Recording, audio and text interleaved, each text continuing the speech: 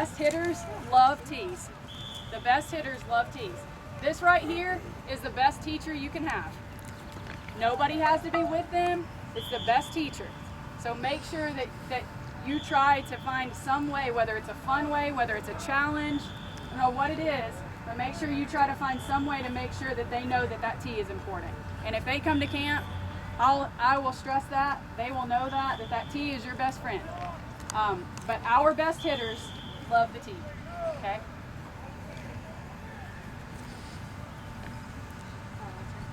We're going to teach a little bit about tee, where you place the tee at, where the ball's going to come so you can practice at it. For an inside pitch, you're going to have the tee, obviously on the inside plate, but you're going to use it a little in front of your front foot. So here's your front foot, and we're going to place the tee out here to the inside pitch, because your contact's going to be in front of it. Well, if you let the inside pitch travel, of course, if you let it here, it's going to jam you. And most of the time it's going to pop up, or it's going to be like a little fly. That's good.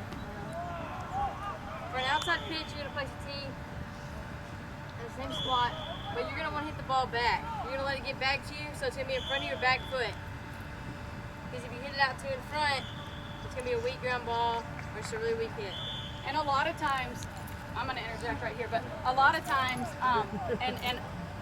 and we're guilty of this too, but we're going to hit an outside pitch, and we will try to hit it the same spot that we hit an inside pitch. And let me show you what that does. I'm going to take the tee away just for a second. All right, if Nat is going to hit an inside pitch, she's going to hit it about right here, and when she goes to contact, well, sorry, I'm a little far away from you. She's going to hit it about right here. When she goes to contact, her bat is meeting the ball in the sweet part of the bat, okay? Can everybody see that? Now, go back. She's going to stay in the same spot, and I'm going to move to the outside part of the plate, and now go to it. Keep going to it. Now look where her bat is. So it's important to know, go back, that this pitch right here, you've got to let travel a little bit deeper. So I'm going to go back, now go, and look where she is, okay? So that's a good visual right there to know when you're setting up the tee, and you've got to teach your girls this. They are not going to do it. You tell the girl to go hit off a tee, they're going to put it right here, and they're going to hit every single ball right there. Now, if you tell them to hit 100 balls, all 100 will be right there. And I have to get on mine about that every day. You've got to be able to move it around. The ball's not going to come right down the middle of the plate every time. So make sure that you are teaching them to set it up in the proper spot. So inside pitch is going to be out in front of their front foot. Make sure when she goes to contact that she's hitting it on the sweet spot of the bat. When it's outside, make sure she's letting it travel deep enough that she's hitting it on the sweet spot of the bat. Make sense? Yep. Okay, a couple things that we just wanted to show you drill-wise that I think would be beneficial for all ages, and everybody can do this. Those two girls, both of them did this. The only thing that I'm going to do, and it doesn't matter, this is going to be a fundamental thing. You can move it inside, outside, down the middle. It does not matter either way. But how often do you guys have somebody do this, and they're dropping their shoulder, they're pulling their head out, or whatever? All of you have seen that a million times where they start to hit, and then boom. Because little girls, I was one, little girls think you get power that way, okay? And you don't get power that way, but we think that. So all you guys are big and strong, and you were a lot stronger than us. But we don't get power that way. We don't generate power that way. So a drill that we do is called funky hand. We'll take our top hand, and all you saw was her turn it upside down. So her thumbs are basically pointing at one another, all right? So that she starts here, all she does is turn that hand around.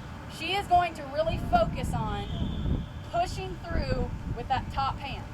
Now, when she finishes, she will only have one hand on the bat, okay? So make sure that if you're doing this with the little ones, that you're using a light enough bat that they can do this with. You don't want to create bad habits. But she's going to do this, she's going to finish, and this hand, her top hand, she's going to want to try to push towards second base, okay? So when she finishes, this one's going to be releasing with the bat, and this one's going to be pushing toward first base so that she's really trying to push through, okay?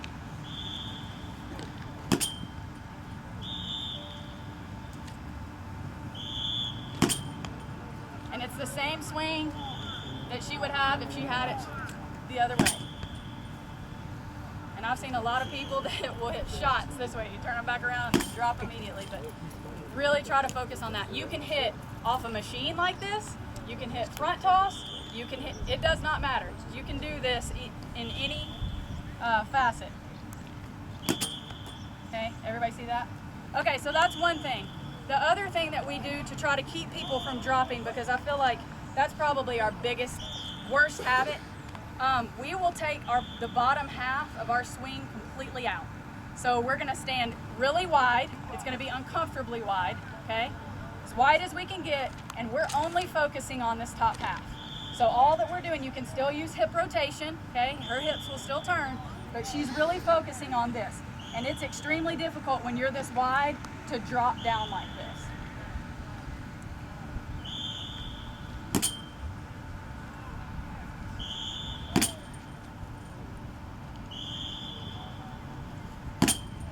And she's not hitting anything up here, okay?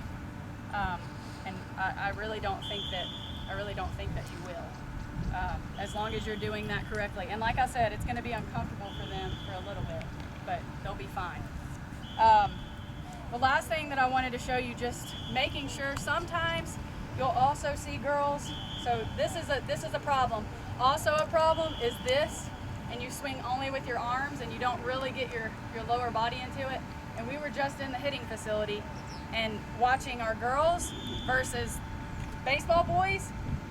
It's amazing the difference even now at the college level. But the boys just, I mean, they really get their hips through. And girls, a lot of times, they kind of let their hips lag a little bit and they're using mostly upper body. Well, where do we generate power? Right here, okay? So we do a drill that's called hip drive. I'm not saying little ones can't do it, but the hand-eye coordination and just the coordination in general might be a little off. But for 9, 10-year-olds, we do it at camp with them, no problem. Really turn my head.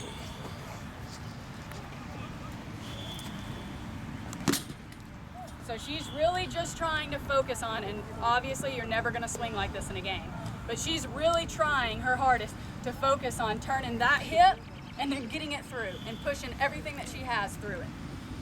I'll show a couple more.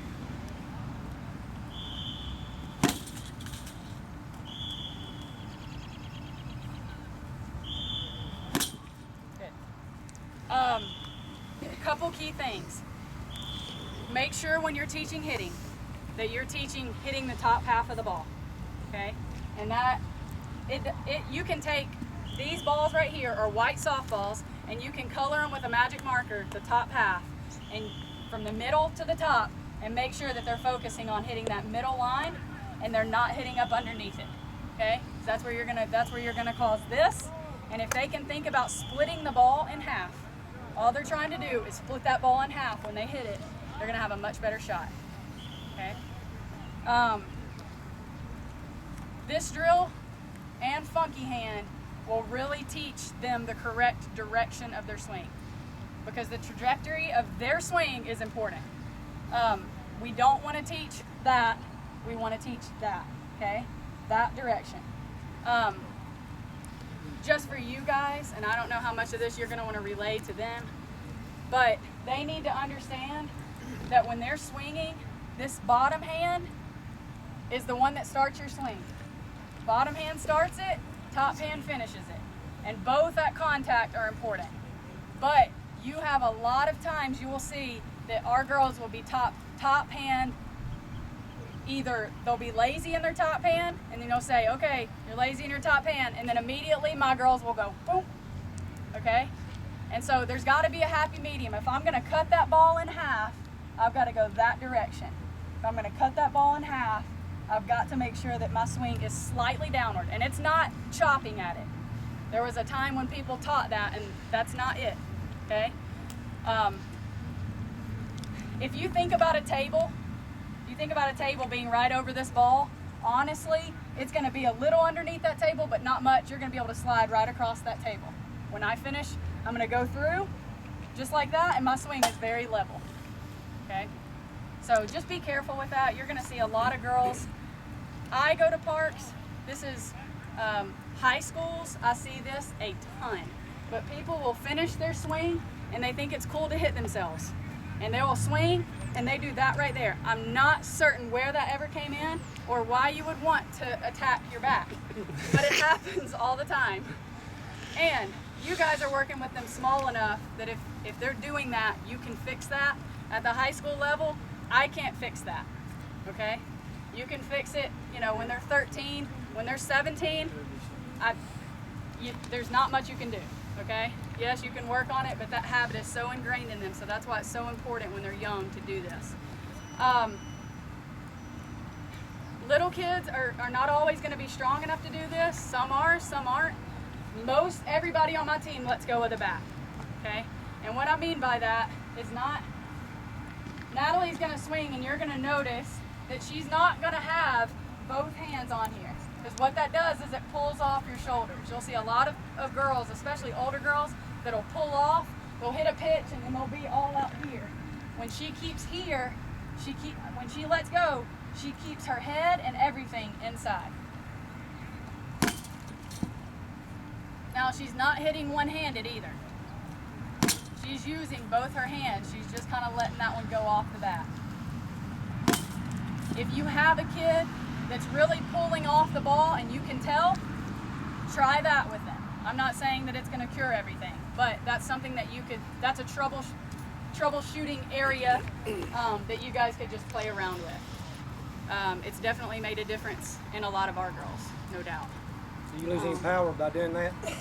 Nope, because at contact and even through release, you still got two hands on the bat, okay? It's really just, it's as you're finishing your swing that you're losing that, and there's no power loss there. I mean, honestly, if you watch a baseball game, I don't know anybody that really holds onto the bat. And everybody likes to say that we're so different, and we're not. I'll go watch their practice a lot. Now, we're different in our mindset completely. You guys are coaching head cases, and boys are not necessarily that. They let things go a lot easier than we do. But fundamentally, there are a lot of similarities between baseball and softball. So if you're a baseball person, if you played baseball or whatever, don't be afraid to teach them something that's baseball related, because it works. It does. Her brother's playing in plays professional baseball right now for the Marlins, and he taught her a lot. But make sure that, you know, don't be scared to do that. Don't be scared to do that. It's very similar. Coach, can you talk? Do you teach with their elbows and all going up, or keeping an A? How are you teaching? We're a little bit elbow strong, but not this high. Okay. The biggest thing that you've got to remember is just to make sure that they have like cock in their wrist, and that they're not doing this. A lot of girls will do this, and she had a hard time with this, you know, having her hands like this. The biggest thing is just to make sure that they've got that, because that does create some power, and if you're like this, you're more likely to drop. So my biggest thing is I say there's a crease in your neck, put your bat on it, and lift straight up. You can't do this, okay? That's the biggest thing. You can't do that. You got to make sure that if you're anything, your back arm's going to be a little bit higher than your front, but you just got to make sure that you have this. And most of the time, if you're holding the bat right, you've got that. You're only going to do that if more than likely if you're down this way. Okay? Coach, do you worry about where your wrists are positioned or your knuckles are lined? If you line up your knuckles, your wrist should be good. And most of the time, if you have that instance, these knuckles are lined up, not those knuckles. So you've got, they might have the right ones lined up in one spot, but they're not in the other. Like, she would have been like this initially before she really started working on that. But I say the knuckles, line up your door knocking knuckles, and everything else should fall into place. But that's important. This creates a slower swing. And if you think about it, I mean, if you watch me, I'm going to do it this way where I'm comfortable, but if you watch me, when my hands are like this and I start to go and I swing through, if I'm that way versus this way, that's a lot tighter for me. It's a lot harder for me to get my hands through the zone in a quicker way than when I have my knuckles lined up and my fingers are loose. You see a lot of people that